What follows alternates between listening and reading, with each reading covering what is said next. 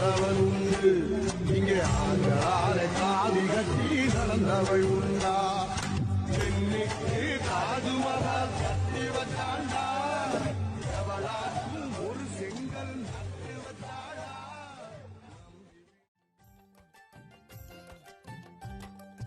பெண்ணாலே பைத்தியமா போனவன் உண்டு. இங்க ஆண்களால பைத்தியமானவள் உண்டா? பெண்ணாலே காவி கட்டி நடந்தவன் உண்டு. இங்கே ஆண்களால காவி கட்டி நடந்தவள் உண்டா?